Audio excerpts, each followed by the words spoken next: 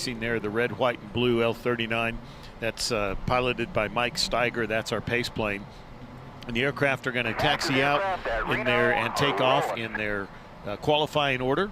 And so there you see our top qualifier in the L-29, Aaron Hogue from Henderson, Nevada. Aircraft he calls Ballista. Race 29, fast qualifying, 512 miles an hour. That's fast. Yeah, absolutely. And right behind him in the black and gold L-29, Peter Stavridis out of Virginia Beach, Virginia, race 77. Our defending champ. 2021, that red plane is Red Thunder 2, Alex Ekman from Rio de Janeiro, Brazil, race 777. Beautiful example of the L-39 there. And here we're back to an L-29 in the white, blue, and gray camo at race 24. Pete Zaccagnino, just lucky, out of Park City, Utah. Beat our champion in 2013, 15, and 2019. And in race 129, Mark Davis, go ahead. Yeah, Mark Davis, race 29. L-29 from Pearland, Texas. In the 5th position. And right behind him as he pulls the gear into the well and turns off the runway, just now rolling, Diana Stanger is in race 139. That's an L-39. She calls an L-139, the Dark Star. So the aircraft is sitting there, so for some reason she didn't pull out to go. So I don't know if the aircraft had a problem or if she just, we'll keep an eye on her here and see what she does. But again, Diana Stanger out of Washington, Texas. Worked out whatever the issue was.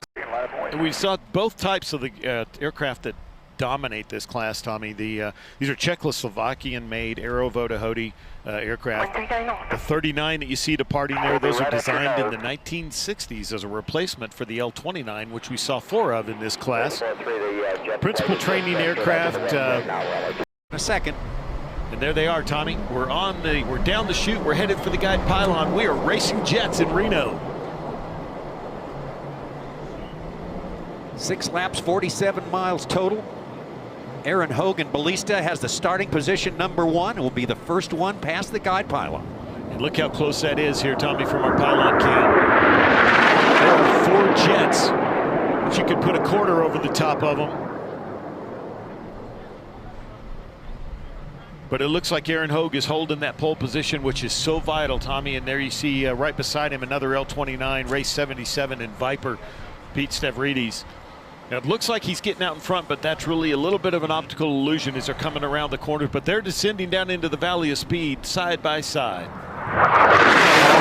Very, very close, those two. Stavridis, of course, the defending champion for 2021. Hogue is in that red airplane, race 29. 1, 2, 3, and 4, Tommy, are right there together. You see a great shot of our top 2 leaders right there with 3rd place right behind them. And Hogue is holding him off so far, but Stavridis is beginning to do some maneuvering, I noticed, on that first lap. So I think he's setting him up. Let's watch here as they come by the guide pylon.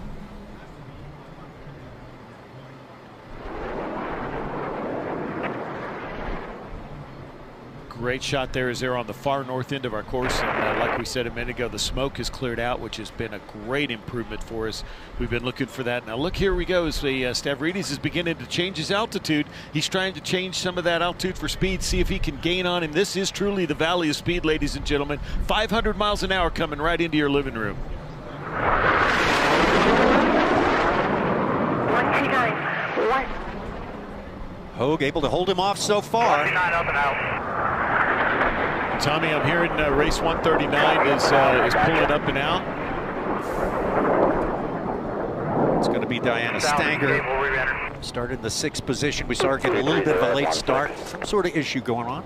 But here's our 2 leaders, Tommy. This is neck and neck as they come back around pylon #1.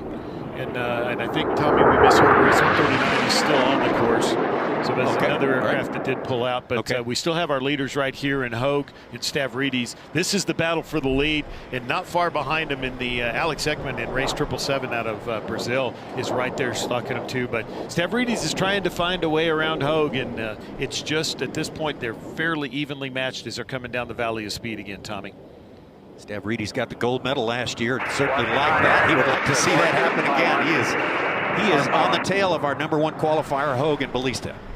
And remember, folks, this is the gold pairing, so this race will set up the positioning and who has what position for tomorrow. So winning this race here today is all important about tomorrow's positioning and the chance to win a national championship. And Tommy, I'm telling you, these guys are flying some of the lowest lines we've seen all day, and we've seen Unlimiteds, we've seen Sport, we've seen T6s. These guys are on the deck in these jets. Look how close that is. Shoulder to shoulder, Tommy. Nowhere else on the world, but here at Reno will you see this kind of racing. This is absolutely amazing. Probably both of them going over 500 miles an hour at this point right now. And as you say, Rob, so low, kind of blows your hair back when they come by the grandstands. For sure. And there you see Stavridis is just outside of Hogue as they're coming down. And now what he's trying to do is just find a way to get that jet to get just a few more knots. You can hear them talking to each other on the radio. And here they come, and as they pull out of the turn, that shorter course keeps Hogue out in front, but not by much, Tommy. Oh, it's so close. Stavridis is really making ground on him, and not far behind is Ekman in the 777, race 777. But my goodness, is Stavridis on the deck out there as they head back into guide pylon. Whoa.